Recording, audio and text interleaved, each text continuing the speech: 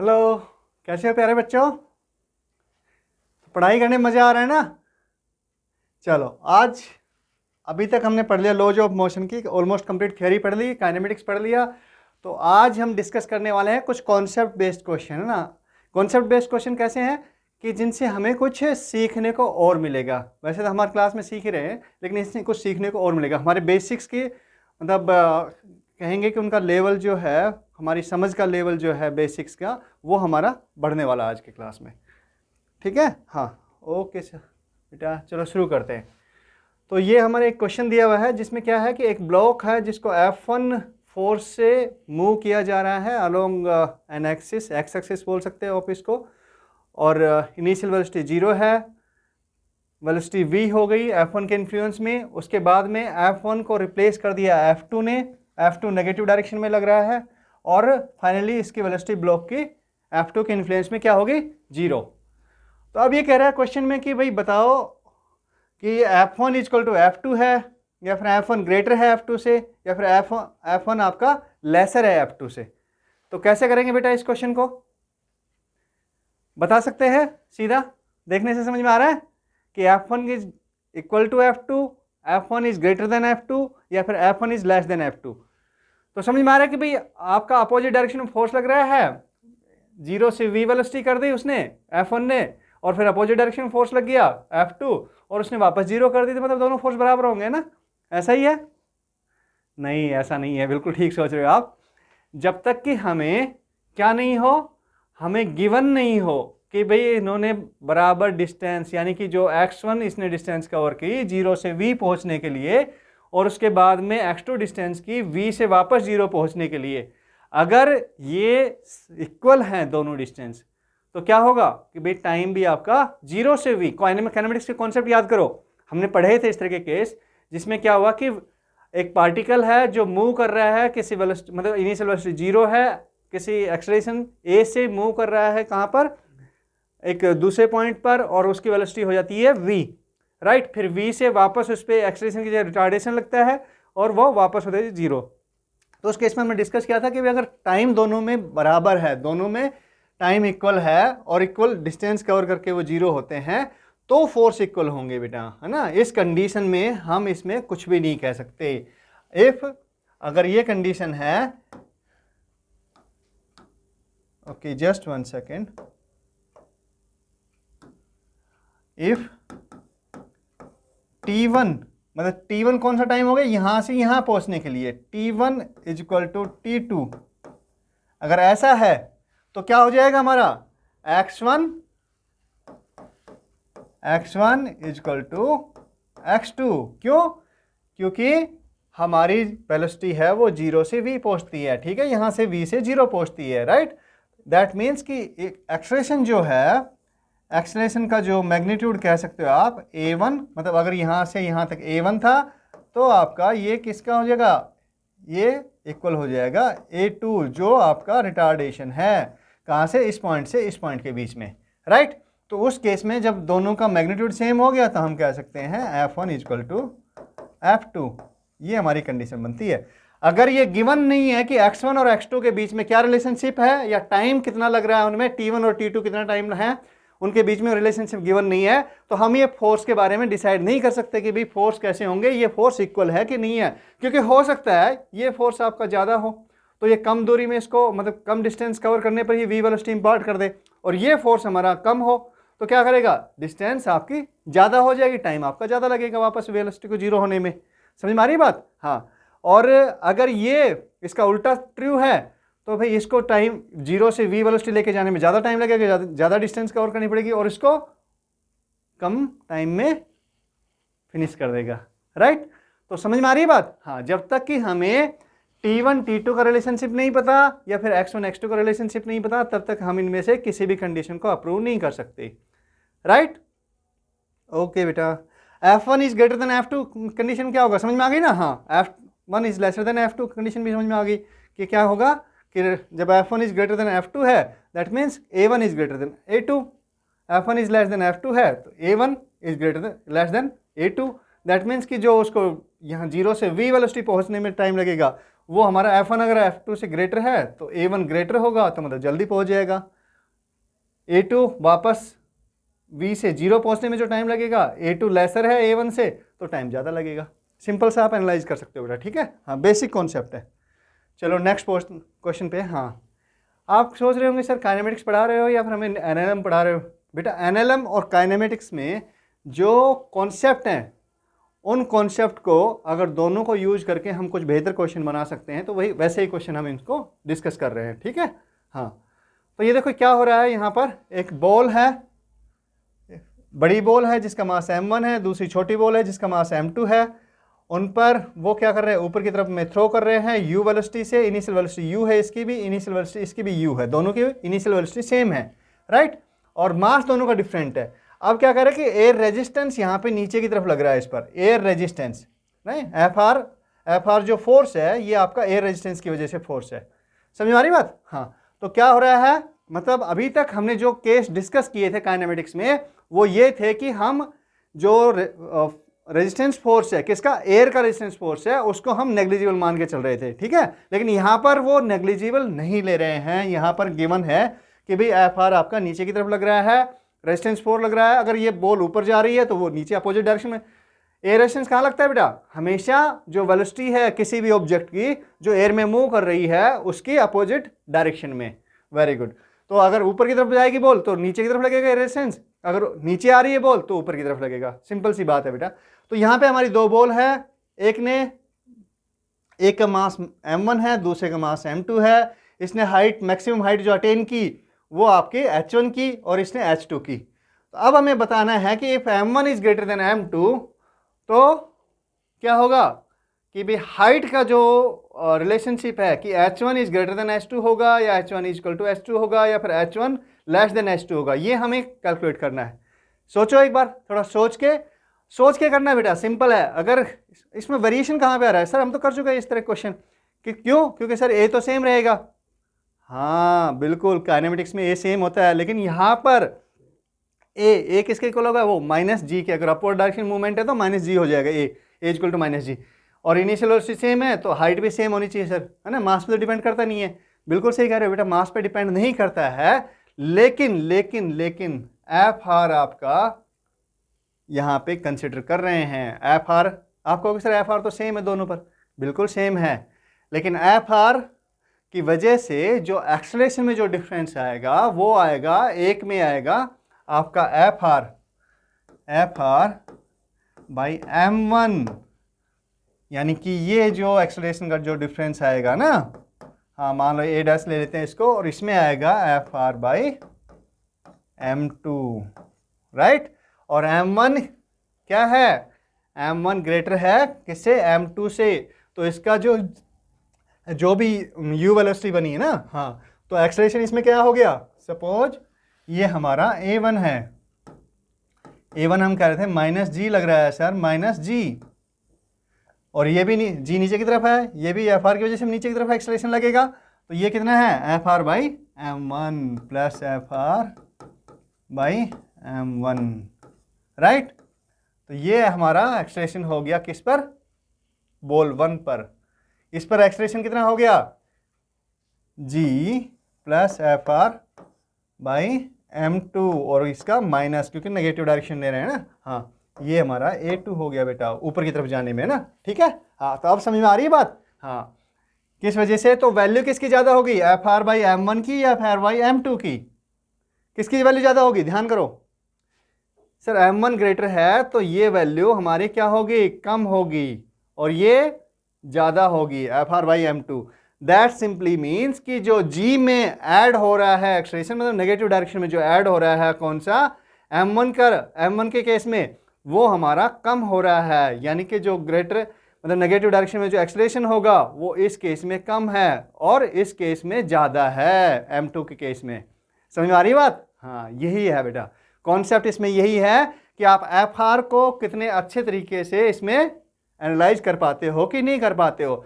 तो अगर opposite direction में यानी रिटार्डेशन, ये एक्सेलरेशन क्या काम कर रहा है यहाँ पे, रिटार्डेशन ही ना, नेगेटिव डायरेक्शन में है, तो रिटार्डेशन इस केस में ज़्यादा है, m1 के केस में कम है, और m2 के केस में, इस बॉल के केस में ज़्यादा है। तो दैट मीन्स कि हाइट जो अटेन होगी वो क्या होगी बेटा, बिल्कुल सिंपल सी बात है सर, h इजकल टू क्या होगी final two a1 h equal to final velocity यानी 0 minus initial velocity u square, और ये भी अपवर्ड डायरेक्शन में है तो ये पॉजिटिव, एक्सेलरेशन नीचे की तरफ है तो ये आपका नेगेटिव, नेगेटिव तो यहाँ से भी आ जाएगा, वैसे कोई दिक्कत नहीं है ना। तो ये हमारी हाइट जो होगी वो क्या होगी, h1 होगी आपकी you square by 2a1, a1 कितना है g plus F R by m1 ये, और h2 ऐसे ही होगी आपकी, वो क्या होगी बेटा यू स्क्वायर, कैलकुलेट करोगे तो 2g plus F R by m2, और ये वाली वैल्यू जो है इसमें ये वाली वैल्यू कम है, यानी टोटल वैल्यू इसकी कम हो गई आपके डिनोमिनेटर की, ठीक है।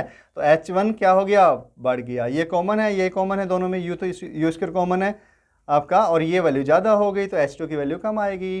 तो सिंपल, आपको कोई सर सिंपल बता रहे हो, हाँ सिंपल ही है बेटा, h1 is greater then h2, ये चीज़ आएगी, ये हमारा आंसर हो गया, ठीक है।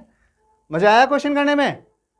हाँ, एयर रेजिस्टेंस अगर प्ले करता है तो उस केस में हमारा मास भी, आपका बॉल का जो मास होगा या ऑब्जेक्ट का जो मास होगा वो भी काम आएगा बेटा, उसको कंसिडर करना पड़ेगा, हमें उसको इग्नोर नहीं कर सकते, ठीक है।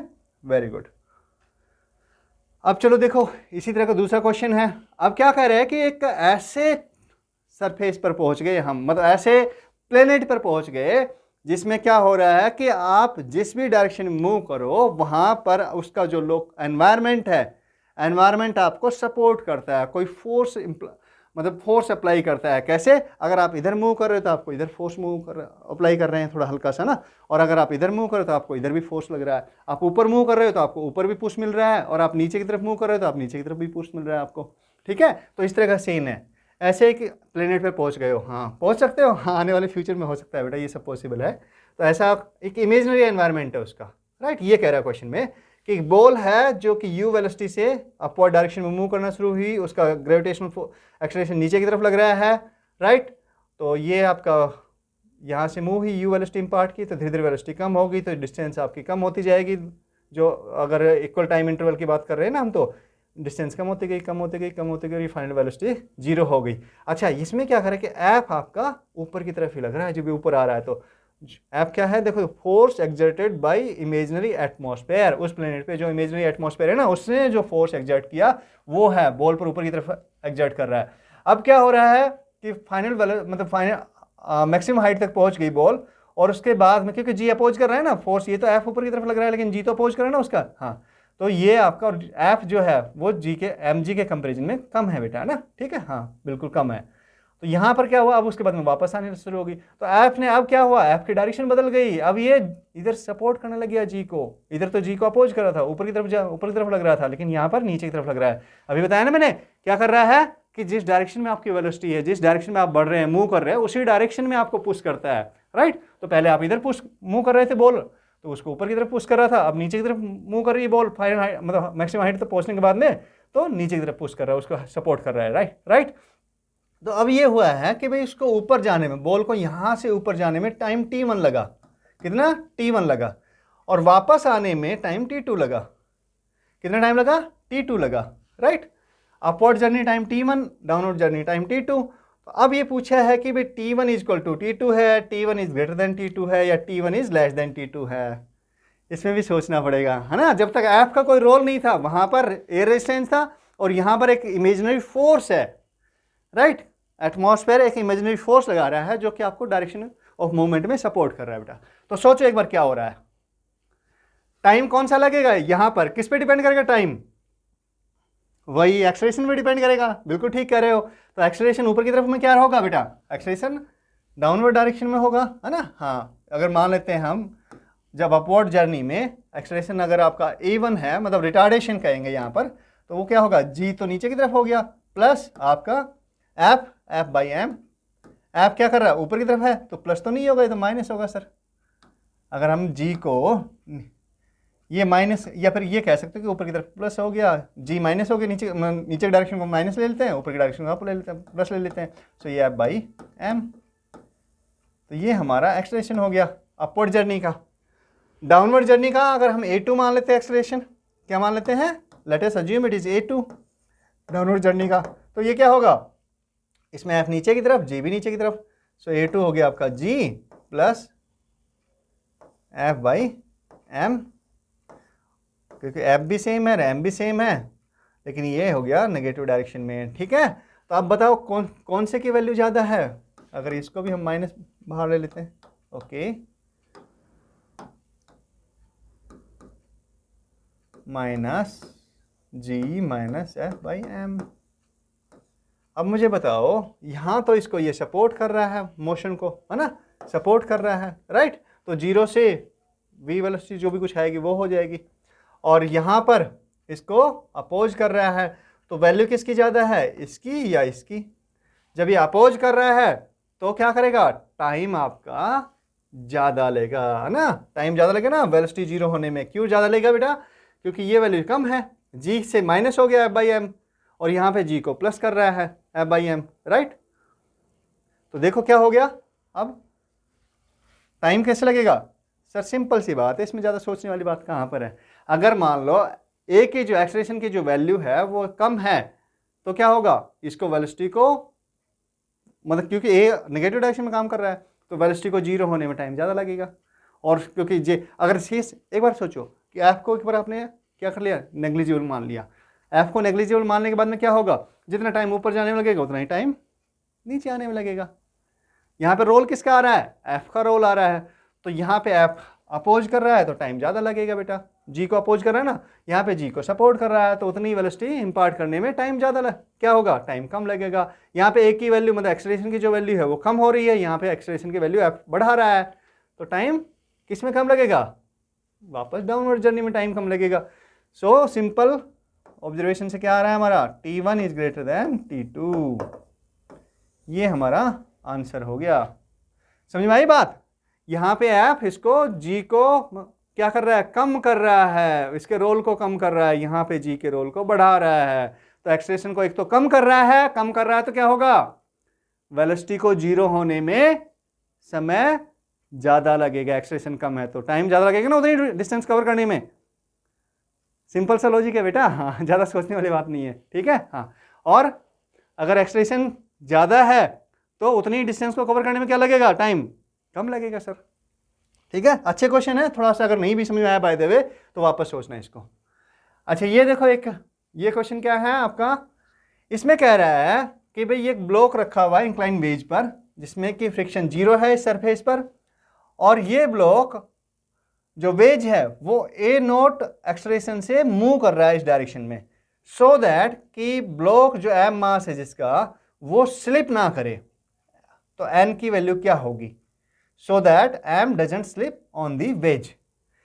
क्या कर रहा है इसमें बेटा, शूडो फोर्स का कॉन्सेप्ट आपने पढ़ा है, शूडो फोर्स का क्या है, शूडो फोर्स का कॉन्सेप्ट अगर इसको सिंपल तरीके से हम करना चाहें तो शूडो फोर्स अच्छी अप्रोच है, विदाउट शूडो फोर्स भी कर सकते हैं इसको सोल्व तो, लेकिन शूडो फोर्स की हेल्प से हम इसको आराम से कर सकते हैं। ओके देखो कैसे होगा, सीन क्या बनेगा, इसमें क्या बनेगा, ये देखो भाई mg, इसका mg नीचे काम करेगा,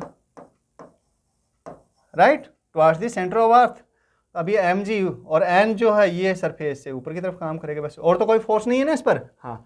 लेकिन हाँ अगर हम ग्राउंड के रेफरेंस से इसको देखें तो A0 वेलोसिटी से ये इधर भी जा रहा है, ठीक है। और अगर मान लो ये A0 सपोज इनिशियली किसी A0 वेलोसिटी नहीं, A0 acceleration, sorry A0 acceleration, अगर कोई एक्सेलरेशन नहीं है इसमें तो क्या करेगा भाई, mg का एक कंपोनेंट इधर आ जाएगा, ये कौन सा कंपोनेंट होगा, mg देखो रियल फोर्स है, रियल फोर्स के कंपोनेंट लिए जाते हैं बेटा, ठीक है, हाँ, mg cos थीटा। अब एक शूडो फोर्स की अप्रोच होती है ना, तो क्या करेगा ये mg sin थीटा, क्योंकि फ्रिक्शन 0 है तो mg sin थीटा की वजह से ये नीचे की तरफ आ जाएगा, ब्लॉक आपका नीचे की तरफ मूव करेगा, राइट। तो अब ये नीचे इसको बैलेंस कैसे करे, ये बैलेंस अगर हो गया तो इसकी मूवमेंट 0 रहेगी, ये स्लिप नहीं करेगा। तो इस फोर्स को हमें, इस फैक्टर को बैलेंस करना है ना, हाँ। तब उसके बाद में फिर n की वैल्यू कैसे चेंज होती है वो देखेंगे। तो इसको क्या कर सकते हैं सर, इसको शूडो फोर्स की अप्रोच से कर सकते हैं हेल्प सोल्व। कैसे करेंगे बेटा, देखो ये ब्लॉक है, मान लेते हैं हम, ये हमारा ब्लॉक है, ऐसे है, तो ये इस पे अब हमने एम जी को क्या कर लिया, एम जी साइन थीटा हो गया, एम जी को हटा दिया, एम जी कंपोनेंट ले लिया हमने, और ये एम जी कोस थीटा हो गया। राइट, क्लियर है ना। अब क्या कर रहा है ये, इधर अगर जा रहा है, ए एक्सलेशन इस डायरेक्शन में है, मतलब इस डायरेक्शन में ए एक्सलेशन है हॉरिजॉन्टल डायरेक्शन में, तो हम एक स्यूडो फोर्स अप्लाई करेंगे। ए एक्सलेशन में तो क्या होगा, नेट फोर्स कितना लगेगा इस पे, एम ए नोट एक्सलेशन है इसका, क्योंकि इसके साथ में है, तो एम ए नोट एक्सलेशन लगेगा इस पर। ठीक है, तो इसकी अपोजिट डायरेक्शन में हम एक इस पे स्यूडो फोर्स, स्यूडो फोर्स जो मतलब वास्तव में तो एग्जिस्ट नहीं करता, लेकिन हम जो क्वेश्चन सोल्व करते हैं अगर हम उसकी एप्लीकेशन को समझेंगे, उस स्यूडो फोर्स को अप्लाई करना जानेंगे, तो हमारे क्वेश्चन इजी वे में सोल्व हो जाएंगे। मतलब है नहीं, लेकिन वो आपका काम आता है किसमें, आपके प्रॉब्लम्स को अच्छे से समझने में, सोल्व करने में। ओके, तो क्या करेंगे, इसके स्यूडो फोर्स को लगाते हैं इसके अपोजिट डायरेक्शन में। ये क्या हो गया, एम ए नोट, और देखो ये एंगल आपका क्या है, ये एंगल देखो ये वाला जो एंगल है ये आपका थीटा दिए गिवन है। ठीक है, हॉरिजॉन्टल के साथ में, तो ये इसके अलोंग जो बनाया इसने एंगल, ये थीटा हो गया बेटा। कौन सा हो गया, ये हॉरिजॉन्टल, और ये आपका इसके अलोंग ये थीटा, तो ये भी थीटा, ये एंगल थीटा हो जाएगा। तो हम इसका कंपोनेंट ले सकते हैं, एक तो इधर ले सकते हैं इसके अलोंग, एक इसके परपेंडिकुलर डायरेक्शन में यानी कि इस डायरेक्शन में ले सकते हैं। तो इसके डायरेक्शन में क्या आएगा, M A naught cos theta component इसका, और इधर M A naught sine theta. जैसे ही कंपोनेंट लिया आप इसको भूल सकते हो। राइट, और एन आपका कहाँ पे लग रहा है, देखो एन की डायरेक्शन क्या है बताओ फटाफट, गिवन है इसमें वैसे ही सर, परपेंडिकुलर होता है वैसे भी कॉन्टेक्ट सरफेस के, ये एन है, एन की वैल्यू हमसे पूछी है। तो फटाफट अब इसका फ्री बॉडी डायग्राम बना दो। क्या होगा फ्री बॉडी डायग्राम, चलो सर ये बना दिया, ये फ्री बॉडी डायग्राम हो गया आपका। ये एम जी पॉइंट मास लेंगे ना फ्री बॉडी डायग्राम बनाने के लिए इसको, बिल्कुल sir, M G sine theta along the wedge हो गया, एम ए नोट कंपोनेंट को रखेंगे अगर कंपोनेंट ले लिया हमने किसी फोर्स के तो। राइट, और ये आपका एम जी कोस थीटा, और इसका प्लस इसका कंपोनेंट किसका, ए का, A naught, M A naught का, वो क्या होगा M A naught sine theta, और एन का कोई कंपोनेंट हमने लिया नहीं तो ये एन हो गया। अब इसको बैलेंस कर दो, इसको एक्स डायरेक्शन मान लो, इसको वाई डायरेक्शन मान लो। ठीक है, हाँ तो बैलेंस हो जाएगा सर बिल्कुल। एम जी साइन थीटा, नीचे की तरफ फोर्स लग रहा है जो हमने ये कह रहे हैं कि भाई इस फोर्स को बैलेंस करना पड़ेगा, तो एम जी साइन थीटा नीचे की तरफ फोर्स लग रहा है, और इसको बैलेंस कर रहा है कौन, M A naught cos theta. That means A naught कितना आ गया, एम से एम कैंसिल, ए नोट आपका आ गया इधर साइन अपॉन कोस, तो क्या हो गया आपका टेन थीटा, यानी ए नोट आ गया आपका जी टेन थीटा, या फिर साइन थीटा अपन, हाँ साइन थीटा अपन कोस थीटा कर लो। ओके, कुछ बच्चों को समझने में, बायो वालों को दिक्कत हो ना, मेडिकल वालों को, तो उसके लिए कर रहे हैं। ठीक है, तो ए नोट आ गया हमारा बेटा।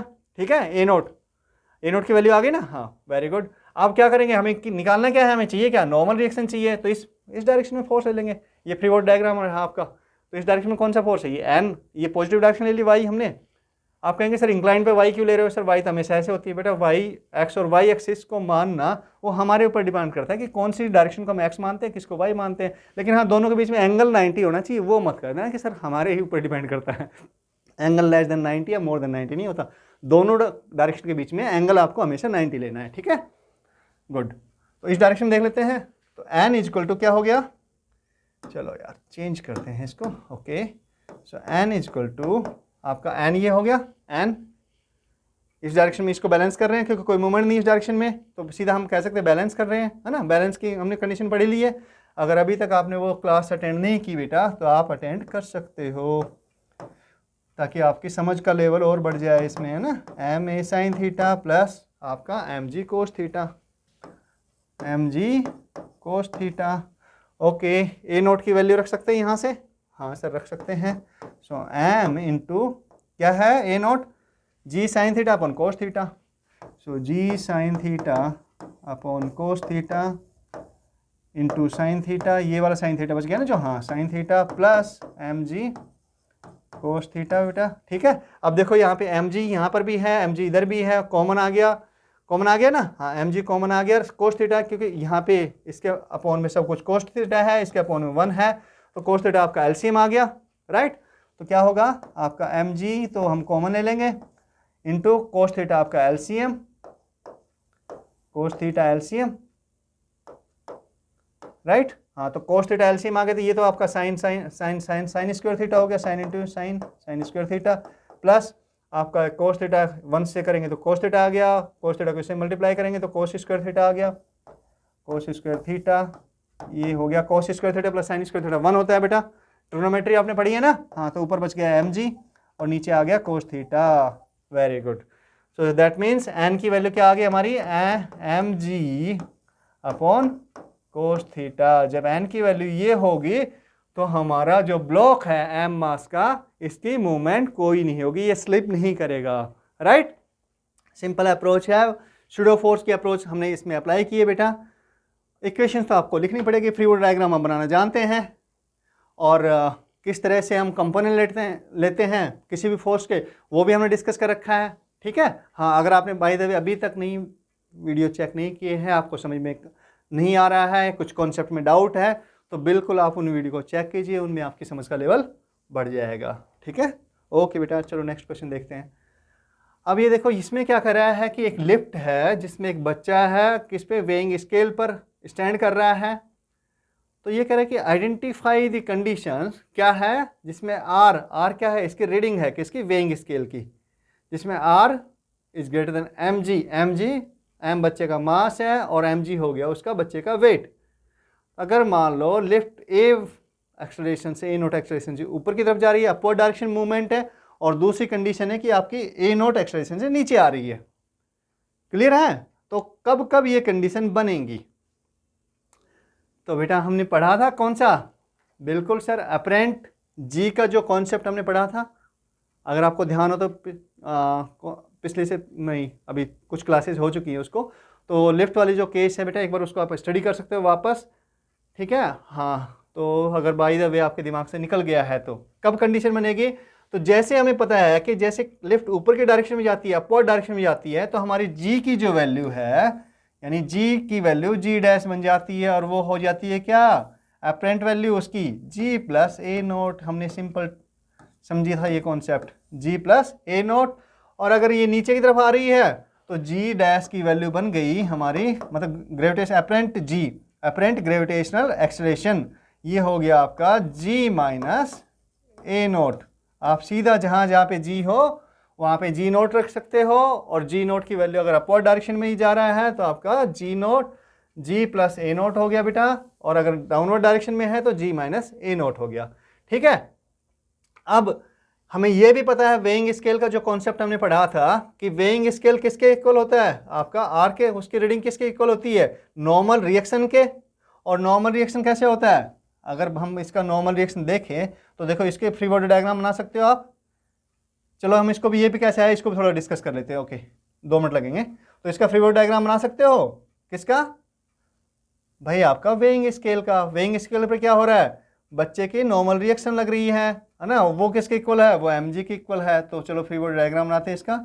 वेइंग स्केल, बच्चा फोर्स इस पे कर रहा है एक नॉर्मल रिएक्शन जिसकी वैल्यू आपकी एम जी के इक्वल हो गई, राइट। मैं सीधा लिख रहा हूँ एम जी, ओके। और ये कर रहा है आपका नॉर्मल रिएक्शन किस पर, वापस इस पर लग रही है नॉर्मल रिएक्शन, ठीक है, किस पर, आपके ऊपर की तरफ, मतलब वेइंग स्केल पर, इसकी वजह से। तो अब क्या होगा देखो, और इसकी रीडिंग जो आएगी बेटा वो हमेशा क्या रहेगी, एन के ऊपर डिपेंड करेगी। एन की वैल्यू हमें करनी है, लेकिन लिफ्ट तो ऊपर की तरफ जा रही है। अगर हम ग्राउंड से इसको वो ऑब्जर्व करते हैं तो हमारी इक्वेशन क्या बनेगी, sir N minus M G equal to M A naught Newton second law के हिसाब से।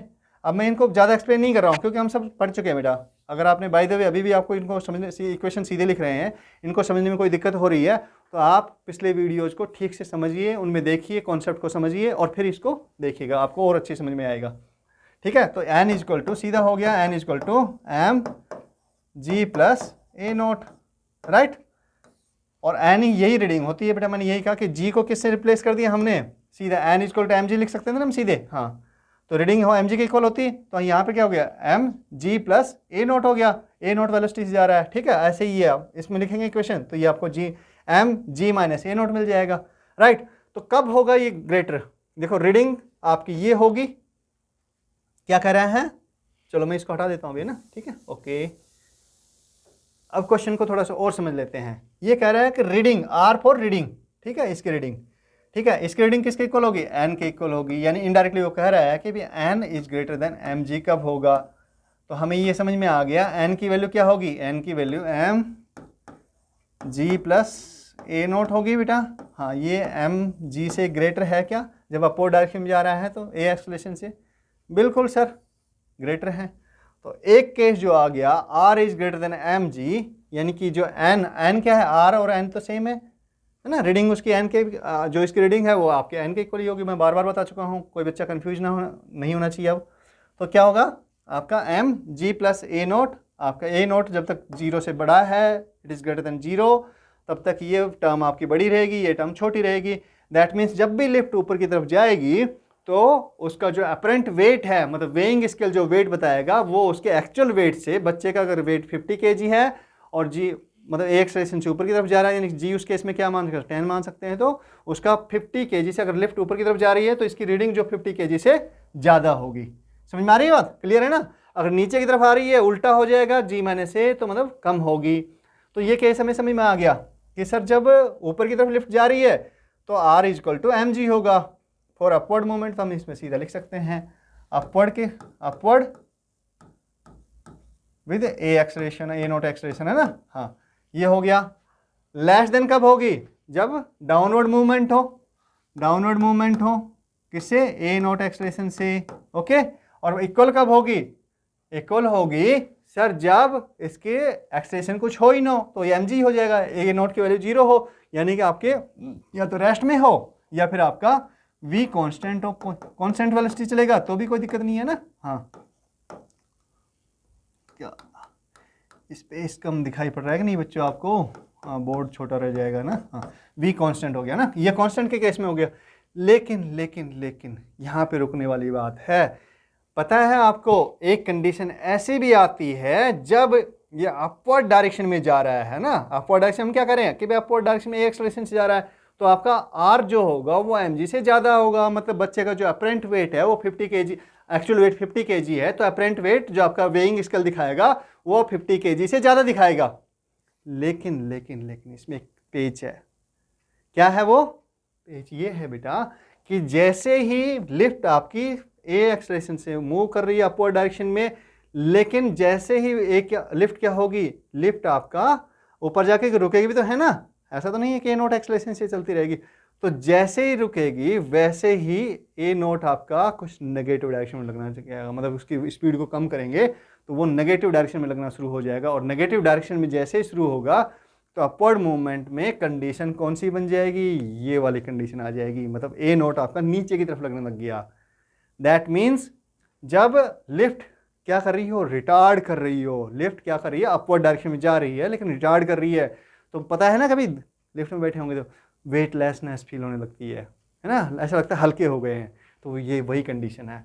जब आप अपवर्ड डायरेक्शन में जा रहे हो, ध्यान रखना वो क्वेश्चन को ऐसे ही घुमाएंगे, अपवर्ड डायरेक्शन में जा रहे हो लेकिन जाके लिफ्ट रुकने वाली हो, तो रुकने से पहले जो लिफ्ट उसकी जो वेलोसिटी उसने अचीव कर ली, ए नोट एक्सेलरेशन जा रही है ना, तो वेलोसिटी जो अचीव कर ली उसको जीरो करने के लिए रिटार्ड करनी पड़ेगी लिफ्ट को आपको।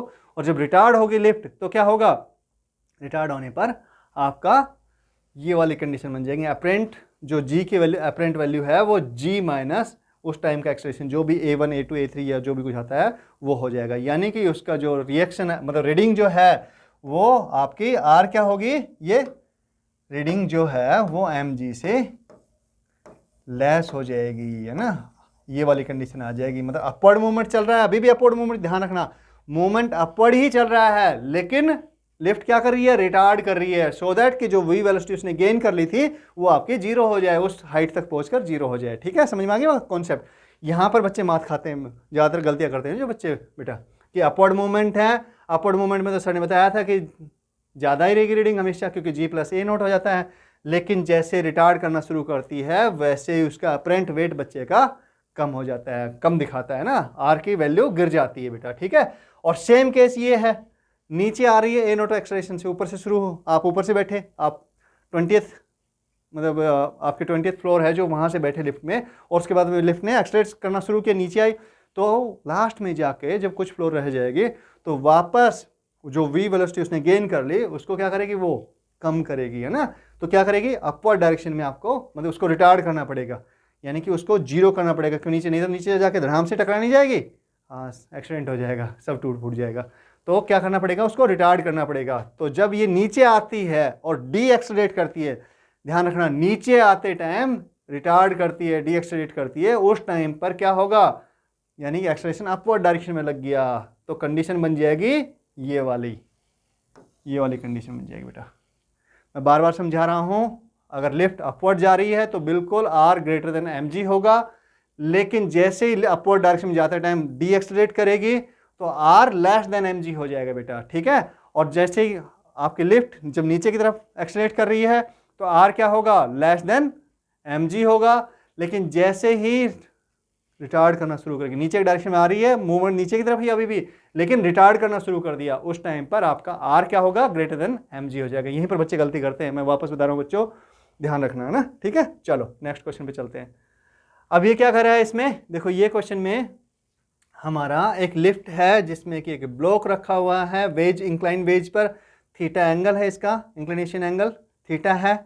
अब क्या हुआ कि भाई, और इसकी लेंथ ये l दी है इसने, और लिफ्ट अपवर्ड डायरेक्शन मूव कर रही है किसी ए एक्सेलरेशन से, ए नोट एक्सेलरेशन दिया है, अपवर्ड डाउनवर्ड भी दिया है इसने, और v इक्वल टू कॉन्स्टेंट भी दिया है। अगर ये सब है तो टाइम मतलब इसको, इस ब्लॉक को यहाँ से और यहाँ तक पहुँचने में, यहाँ मतलब इसकी जो वेज की मैक्सिमम हाइट है और इसकी लोवेस्ट पॉइंट है, वहाँ तक पहुँचने में, यानी कि ये पूरी डिस्टेंस कवर करने में इसको टाइम किस केस में कितना लगेगा।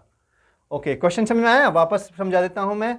इस ब्लॉक को जब लिफ्ट अपवर्ड डायरेक्शन मूव कर रही है या डाउनवर्ड डायरेक्शन मूव कर रही है किसी एक्सेलरेशन के साथ में या कांस्टेंट वेलोसिटी से, जो भी है केस, तो इसको ब्लॉक को नीचे आने में कितना टाइम लगेगा, यहाँ तक पहुँचने में कितना टाइम लगेगा।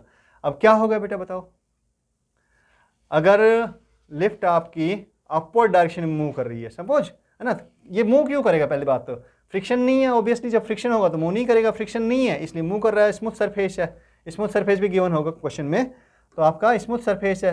मूव किस वजह से करेगा सर, मूव सिंपल इस वजह से करेगा कि इसका जो मास है, इसका एक कंपोनेंट हम बार बार पढ़ चुके हैं, mg साइन थीटा, ये हमारा इसको नीचे लेके आएगा, राइट। क्या करेगा, जो mg साइन थीटा है, ये पॉइंट मास मान लिया इसको हमने, ब्लॉक को m को, राइट। तो ये क्या कर रहा है, mg साइन थीटा आपको इसको नीचे लेके आ रहा है, तो इसके इन्फ्लुएंस में ये नीचे आएगा ब्लॉक, क्योंकि और अपोजिट डायरेक्शन में कोई फोर्स नहीं है। तो अब क्या करें हम भाई, नीचे अगर अपवर्ड डायरेक्शन में है, यानी कि ए हमारा क्या हो गया इसमें, इस केस के लिए नेट फोर्स है, तो mg साइन थीटा। अगर लिफ्ट की कोई मूवमेंट नहीं है उस टाइम पर बात कर रहा हूँ बेटा, तो ये ma के इक्वल हो गया, यानी कि a आपका हो गया g साइन थीटा। ओके, इस एक्सेलरेशन से ये नीचे आना शुरू कर देगा ब्लॉक, अगर लिफ्ट की कोई मूवमेंट नहीं है ना, उस केस में कह रहा हूँ मैं। लेकिन जैसे ही लिफ्ट की मूवमेंट है या फिर कांस्टेंट वेलोसिटी भी होगी, तो उस केस में भी a की वैल्यू 0 हो जाएगी बेटा। और ये हमने पढ़ लिया कॉन्सेप्ट कि अगर लिफ्ट अपवर्ड डायरेक्शन में जा रही है तो g की वैल्यू, जो ये g है, ये g डैश बन जाता है। क्या बन जाता है ये, अगर अपवर्ड डायरेक्शन में है, अपवर्ड डायरेक्शन मूवमेंट है ए नोट एक्सेलरेशन से, तो ये वैल्यू जो है g की, ये आपकी बन गई g डैश, और g डैश क्या होगी, g डैश हो जाएगी सर, अपवर्ड मूवमेंट है तो अपरेंट वैल्यू मतलब, हाँ, प्लस ए नोट, ये तो हम पढ़ चुके हैं, अभी पिछले क्वेश्चन में भी डिस्कस किया था, राइट। और नीचे जा रहा है तो g माइनस ए नोट हो जाएगी, और कांस्टेंट वेलोसिटी है तो क्या होगा भाई, ए नोट की वैल्यू 0 होगी, कांस्टेंट वेलोसिटी लिफ्ट ऊपर जा रही है, कोई दिक्कत ही नहीं है। क्लियर हो गया। तो अब सिंपल करना क्या है, बड़ा दिखने में बड़ा टफ सा क्वेश्चन दिखता है ना, लेकिन ऐसा नहीं है, टफ नहीं है बेटा, अगर कॉन्सेप्ट से समझेंगे ना तो बिल्कुल से। हमें अगर कोई भी केस नहीं दिया हो तो हमें पता है कि जी साइन थीटा, अगर मतलब लिफ्ट की कोई मूवमेंट नहीं हो, सिंपली भी अगर एक वेज रखा है तो जी साइन थीटा से नीचे आएगा, वो जी साइन थीटा एक्सेलरेशन से नीचे आएगा, अगर कोई भी फ्रिक्शन नहीं है तो उस केस में, ठीक है। तो अब हम कर सकते हैं इसको, बिल्कुल कर सकते हैं सर। क्या हो गया हमारे पास में भाई, जी की वैल्यू जो है, एक सेकेंड बेटा होल्ड करो, इसको ये पूरा मिट गया था, हमें ये नहीं मिटाना ना। ओके, तो जी की वैल्यू क्या आ गई हमारी, जी प्लस ए नोट आ गई बेटा, राइट। अगर ये अपवर्ड डायरेक्शन में जा रहा है, कांस्टेंट वेलोसिटी जा रहा है, तो उसको तो चलो उस केस को बाद में लेते हैं, पहले इसको ले लेते हैं अपवर्ड डायरेक्शन को। तो हमारी जी एक्सेलरेशन क्या आ गया हमारा इसका, अगर हम इसको a1 मान लेते हैं इसके एक्सेलरेशन को, तो ये हमारा आ गया g प्लस ए नोट साइन थीटा, ये हमारा एक्सप्रेशन आ गया। जब एक्सप्रेशन दिया है और ये हमारी डिस्टेंस दी हुई है, ये वाली डिस्टेंस दी है बेटा, कौन सी, L, यहाँ से लेके यहाँ तक L है। तो अगर ये L है आपका, ये ट्रायंगल बन गया, ये L है तो ये कितने हो गई, बेस है ये, और ये आपका क्या है, बड़ा हाइपोटेनियस है। तो सिंपल से ट्रायंगल में हमें बेस और हाइपोटेनियस का रिलेशनशिप पता ही है हमें। कोस थीटा इजकल टू क्या होता है, कोस थीटा इजकल टू, अगर मान लो ये स्मॉल एल, ये स्मॉल एल मान लेते हैं इसको पूरी को, तो क्या हो गया भाई आपका base L upon small L, that means आपका एल क्या हो गया, L upon cos theta. Simple है। तो अब इक्वेशन लगाओ, सीधी सी बात है। इनिशियल वेलोसिटी 0 थी, फाइनल वेलोसिटी कुछ भी हो, हमें उससे कोई फर्क नहीं पड़ता, हमें तो टाइम चाहिए। तो टाइम चाहिए तो इनिशियल वेलोसिटी 0 है, तो सिंपल से सेकंड इक्वेशन लगा दो मोशन की। मोशन की सेकंड इक्वेशन क्या है, S equal to U T plus half A T square बेटा। तो एस कितना आ गया हमारा, एल है, मतलब ये डिस्टेंस है एल, एल कितना आ रहा है हमारा, L upon cos theta. So ये L upon cos theta is equal to a expression, मतलब हाफ जी, जी तो ए मतलब जी का मतलब वो मतलब ए है ना, ए वन, यानी ए वन कितना है, जी प्लस ए naught sine theta into T square. अगर मान लो टाइम को t1 मान लेते हैं इसमें, तो t1 आ जाएगा हमारा। सो t1 इज इक्वल टू क्या आ गया बेटा, कर दो सीधा, 2 ऊपर आ जाएगा, 2l आ गया, 2l अपॉन ये सब नीचे आ जाएगा, g प्लस ए naught cos theta into sine theta, और ये सब का स्क्वायर रूट, क्योंकि टी स्क्वायर है ना। हाँ, ये आपका आंसर हो गया। सिंपल 2 स्टेप में आंसर आ रहा है। ऐसे ही जब लिफ्ट नीचे की तरफ जा रही है तो अपरेंट वैल्यू जी की क्या हो जाएगी, जी माइनस ए नोट हो जाएगी। सिंपल बात, जी की वैल्यू तो बदलेगी बेटा, और अगर कांस्टेंट रहेगी तो जी की वैल्यू क्या हो जाएगी आपकी, ए नोट की वैल्यू 0 हो जाएगी। तो करके देखें और करें इसको, चलो ठीक है कर लेते हैं इसको हल्का। देखो जब वीन, अगर आपका सपोज वो टाइम t2 है, कौन सा, जब नीचे की तरफ जा रहा है। ओके, कलर चेंज करते हैं इसका, राइट, नहीं भाई चेंज यही होना है। सो ये मान लो टाइम t2 हो गया, t2 टाइम क्या हो गया, मतलब जी की वैल्यू की, ये एक्सलेरेशन की वैल्यू कितनी होगी, ये वाले g माइनस ए नोट, और तो कुछ बदलेगा नहीं, बाकी सब तो सेम है। सो t2 क्या आ गया, 2l upon g minus a naught cos theta into sine theta का होल स्क्वायर। और जब कांस्टेंट है, v कांस्टेंट है, मतलब ए नोट क्या हो गया, v कांस्टेंट मतलब ए नोट 0, तो बेटा इसमें ही रख दो आप, t3 भी आ जाएगा वो। जब कांस्टेंट वेलोसिटी से मूव कर रही है लेफ्ट, नीचे हो या ऊपर हो, कुछ कोई फर्क नहीं पड़ेगा। सो 2l upon g sine theta cos theta का स्क्वायर रूट। ये आपका जब लिफ्ट आपकी किससे मूव कर रही है, कांस्टेंट वेलोसिटी मूव कर रही है, अपवर्ड मूवमेंट हो या डाउनवर्ड मूवमेंट हो, उससे कोई फर्क नहीं पड़ेगा बेटा, ठीक है। चलो ओके, ये वाला क्वेश्चन, ये सिंपल क्वेश्चन यार, ये पहले करना चाहिए हमें वो बाद में करना चाहिए था। क्यों, क्योंकि हमें एल की इसमें सीधा एल दे दिया हमारा, तो बात वही है क्या कि इसमें एल कोस थीटा की जगह एल आ जाएगा बस बेटा। यहाँ पे हमने एल कोस थीटा किया था ना, ये वाला, हाँ एल निकाला था हमने, एल अपॉन कोस थीटा किया था, तो इसकी जगह सिंपल एल हो जाएगा। तो यानी दैट मीन्स क्या होगा हमारा टाइम, अगर हम इसकी बात करें अपवर्ड मूवमेंट की बात करें ए नोट एक्सलेरेशन से, तो t1 हमारा आ जाएगा सिंपल सर 2l, वही बन रहा था ना, हाँ 2l आ गया, और l की जगह क्योंकि वो मतलब एल कोस थीटा की जगह l ही आएगा, तो g प्लस ए नोट था, हाँ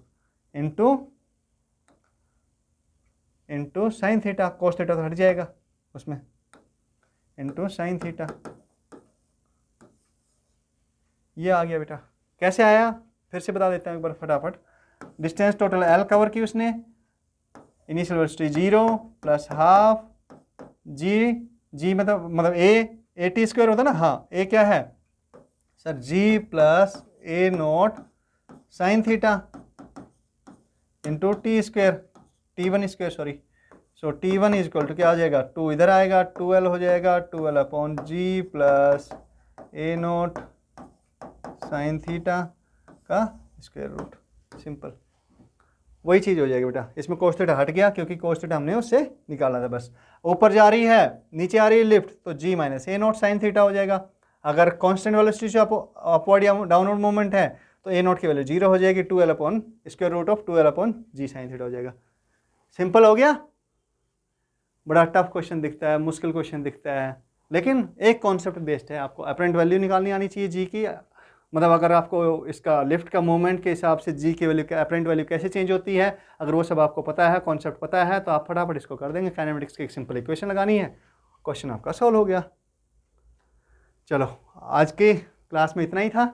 नेक्स्ट क्लास में कुछ और अच्छे क्वेश्चंस लेते हैं, कुछ और अच्छे क्वेश्चंस सोल्व करेंगे हम, और कॉन्सेप्ट्स को रिवाइज करेंगे हमारे, ताकि हम क्या करें, एनएलएम को पक्का कर लें, क्योंकि बहुत इंपॉर्टेंट टॉपिक है बेटा आपके जेई पॉइंट ऑफ व्यू से भी, आपके नीट पॉइंट ऑफ व्यू से, और JEE advance point of view से। जेई एडवांस में कोई अलग से क्वेश्चन नहीं आते, बस इतना है कॉन्सेप्ट अगर आपके ये पक्के होते जाते हैं तो आप, क्योंकि जेई एडवांस में क्वेश्चन कैसे आते हैं कि कॉन्सेप्ट को मिक्स करके बनाया जाता है क्वेश्चन ना। कुछ कॉन्सेप्ट मतलब आपके एक कॉन्सेप्ट बेस पे क्वेश्चन नहीं होते, 2-3 कॉन्सेप्ट को मिला के तब एक क्वेश्चन बनता है। अगर आपको कॉन्सेप्ट क्लियर है तो आप जेई एडवांस के क्वेश्चन भी ईजी वे में कर सकते हो बेटा।